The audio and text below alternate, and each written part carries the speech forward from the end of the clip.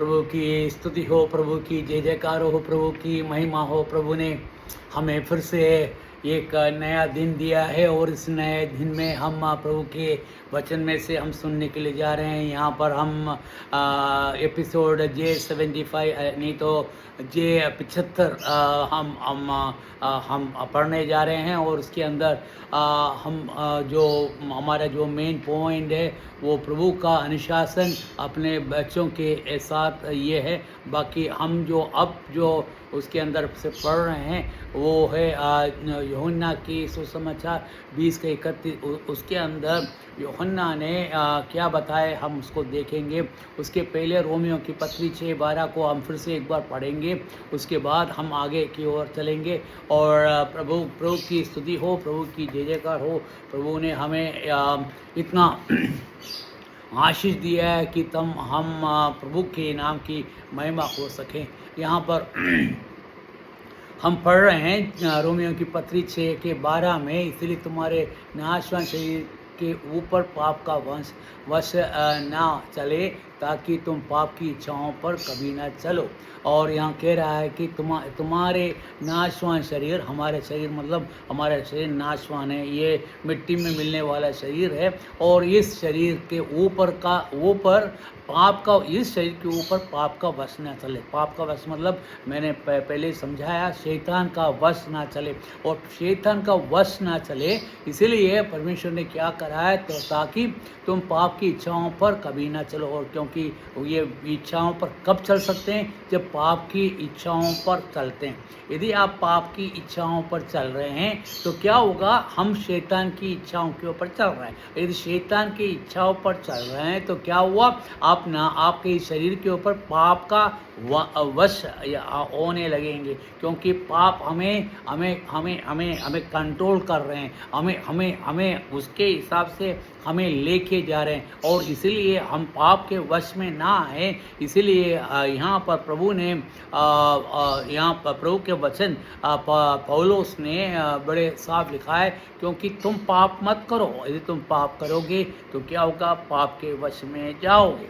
और ये बहुत बड़ी बात है। और अपन इसके इंग्लिश में अपन देख लिया, therefore do not sin reign in your mortal body. पर ये कह रहा है कि तुम्हारे शरीर के ऊपर पाप का अधिकार ना हो। वो आपके इस शरीर, ये जो गलने वाले शरीर पे पाप का अधिकार ना हो, that you should obey it in lust. और क्या है कि हमारे जो इच्छाओं की शक्ति, लस्ट मतलब हमारी इच्छाएं, बहुत सारी इच्छाएं होती, उसके अंदर फंस के तुम पाप के अंदर जा रहे हो। तो इसीलिए उस पाप की इच्छाओं में ना जाते हुए आपको क्या करना है, पाप की इच्छाओं को आपको रोकना होगा। और रोकने के लिए आपसे अकेले नहीं बनेंगे। कैसे बनेंगे, प्रभु आपके साथ देगा। और वो प्रभु के साथ होने पर क्या होगा, आप आपकी इच्छाओं पर नहीं होंगे। क्योंकि हमारे में कौन बसता है, प्रभु की आत्मा बस रहा है। प्रभु की आत्मा बस रहा है मतलब प्रभु हमें कंट्रोल कर रहा है। और यदि आपने प्रभु के आज्ञा को ना मानते हुए पाप की इच्छाओं में और पाप के वश में हम जाना चाह रहे हैं तो क्या होगा, आप शैतान के चंगुल में फंसते जा रहे हैं। और शैतान के चंगुल में फंसना है मतलब क्या बता रहे हैं, आप नरक की ओर जा रहे हैं। नरक की ओर जा रहा है मतलब आग की झील की ओर। हम आग की झील, और वहाँ पर ये आग का झील किन के लिए बनाया हुआ है, शैतान के लिए बनाया हुआ है। शैतान के लिए परमेश्वर ने बनाया आग का झील, जहाँ पर आग के उस झील में युगानुयुग वो उसको तड़पना पड़ेगा। और इस शैतान के आग के झील के अंदर यदि हम उसकी इच्छाओं के अनुसार चलते हैं, उसकी इच्छाओं के अनुसार हम अपने मन को बनाते हैं और उसकी इच्छाओं के अनुसार हमारे हर काम होते हैं, तो क्या होगा, जहाँ पर शैतान गया वहाँ तुम भी जाओगे। क्योंकि तुम उसके गुलाम बन के उसकी इच्छाओं की बात मान रहे हैं। और यहाँ पर कह रहा है कि तुम ऐसे मत करो, क्योंकि तुम पाप के अधीन मत हो। और तुम्हारे ये जो लस्ट है, लस्ट मतलब तुम्हारी इच्छाएं हैं, जो कि जो भी इच्छाएं आपके आ रहे हैं उस इच्छाओं में मत पड़ो। अच्छा, अब हम रोमियो की पत्री में से निकलकर हम यहाँ पर यूहन्ना का अपोस्तल यूहन्ना क्या कह रहा है, उसके वचन में क्या लिखा हुआ है, वो साफ कह रहा है कि मैं ये वचन क्यों लिखा। आपको मालूम है यूहन्ना ने कितना पुस्तक लिखा है, और यदि नहीं मालूम तो मैं आपको बता देता हूँ। उसने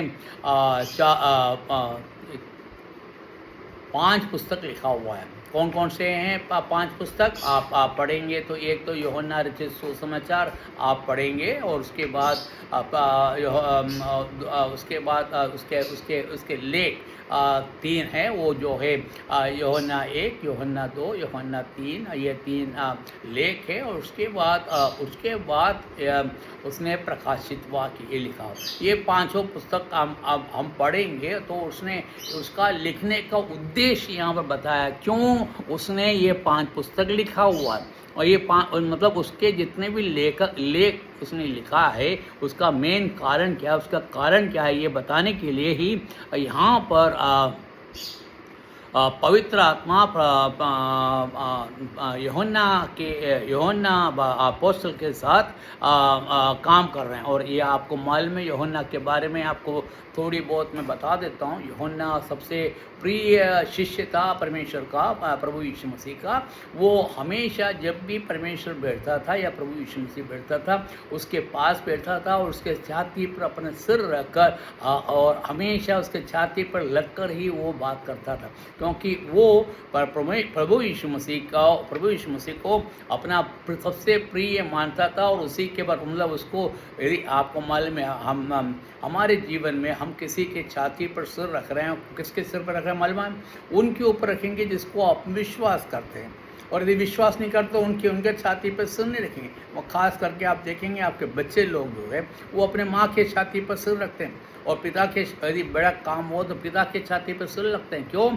क्योंकि वो जो है उनके इच्छा के अनुसार या उनके लिए अच्छा ही सोचेंगे, उनके लिए बुरा नहीं सोचेंगे। और यहाँ पर प्रभु यीशु मसीह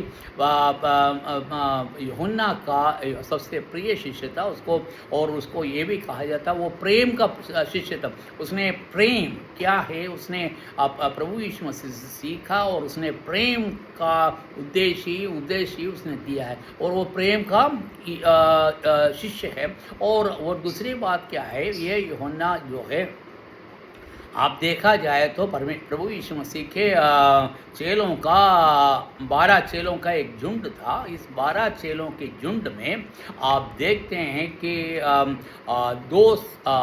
दो सर्कल था, या ये कह सकते हैं 3 सर्कल। एक सर्कल मतलब वो प्रभु यीशु मसीह का अकेले का, और उसके पास जो लगा हुआ पास का जो सर्कल है वो है 3 लोगों का, जो उसमें आता है। कौन कौन आता है? आपको मालूम होगा, पत्रोस और यूहन्ना और याकूब, ये तीनों उनका प्रिय शिष्य के गण में आता था। और जहाँ भी जाते थे ये तीनों के साथ ही प्रभु यीशु मसीह जाते थे। उसके आउटसाइड में 3 या 9 मतलब वो तीसरा सर्कल है या दूसरा सर्कल है, ये भी कह सकते हैं।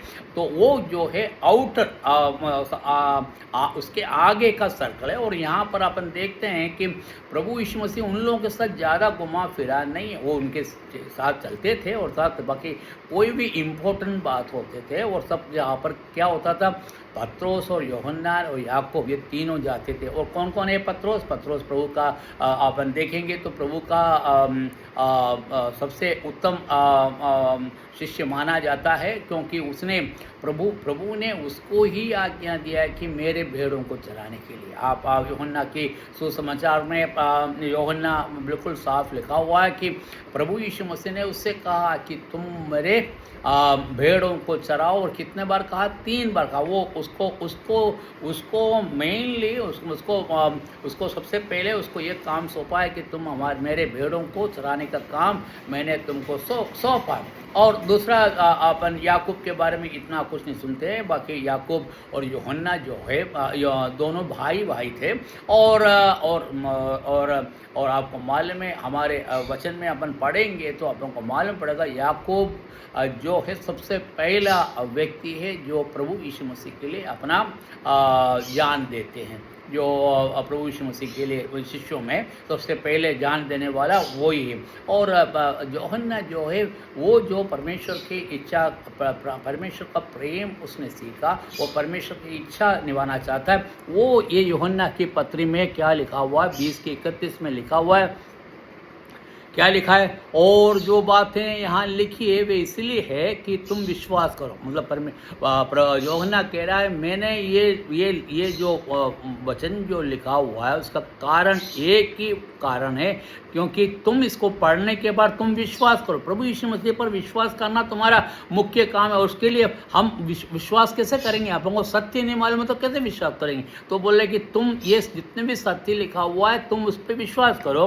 कि यीशु ही परमेश्वर पुत्र, और यही मालूम हो जाए कि वो परमेश्वर का पुत्र है, क्योंकि परमेश्वर का पुत्र ही ऐसा महान कार्य करता है। यूहन्ना के सुसमाचार में अपन पढ़ते हैं बहुत सारे अदृश्य कर्म परमेश्वर ने किया है, और उसका सबका लिखने का कारण एक ही था कि परमेश्वर का, वो परमेश्वर का पुत्र है, ये स्थापित करने के लिए लिखा है। पुत्र मसीह है, इसीलिए कि विश्वास करते हुए उसके नाम से तुम जीवन पाओ। और इसीलिए, और यही नहीं, यदि तुम उस पर विश्वास पाओगे तुम्हें जीवन मिलेगा। तो जीवन पाने के लिए आपको क्या करना पड़ेगा? प्रभु यीशु मसीह पर आपको विश्वास करना पड़ेगा। और प्रभु यीशु मसीह पर आप विश्वास नहीं करते हैं तो क्या होगा? आपको वो शैतान के साथ ही आप जाएंगे। शैतान कहाँ जा रहा है? मैंने पहले बोल दिया, शैतान आग के झील में जा रहा है, तो नरक में जा रहा है, नरक से आग के झील में जा रहा है। तो आग के झील में आप जाने के लिए तैयार है? यदि आपको आग के झील में जाना है आप बिल्कुल जा सकते हैं, और उसके लिए हम कोई रोकने वाला कोई नहीं है। और आपकी इच्छा के अनुसार करें। यदि आग के झील में से नहीं जाना हो तो क्या करना पड़ेगा? प्रभु यीशु मसीह पर विश्वास करना और करना पड़ेगा। और यूहन्ना बिल्कुल साफ कहता है, प्रेम का अपोस्तल कहता है मैंने ये सब कुछ लिखा है उसका एक ही कारण है और एक ही मकसद है। उसका मकसद क्या है? कि तुम प्रभु यीशु मसीह पर विश्वास करो। और यही नहीं कि वो परमेश्वर का पुत्र है, और परमेश्वर का पुत्र ही नहीं वो मसीहा है।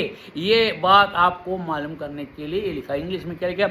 But this are written that you may believe that Jesus is the Christ। ये मैंने इसलिए लिखा है कि मैं इसमें इंग्लिश में बोल रहा है कि जीसस जो है प्रभु यीशु मसीह वो ही परमेश्वर का मसीहा है, वो क्राइस्ट है, ये आपको बता रहे। द सन ऑफ गॉड, दूसरी बात क्या है? वो पिता परमेश्वर का पुत्र है, सन ऑफ गॉड। और उसके बाद क्या लिखा है? And that believing you may have life in his name. और उस पर विश्वास करने पर आपको क्या मिलेगा?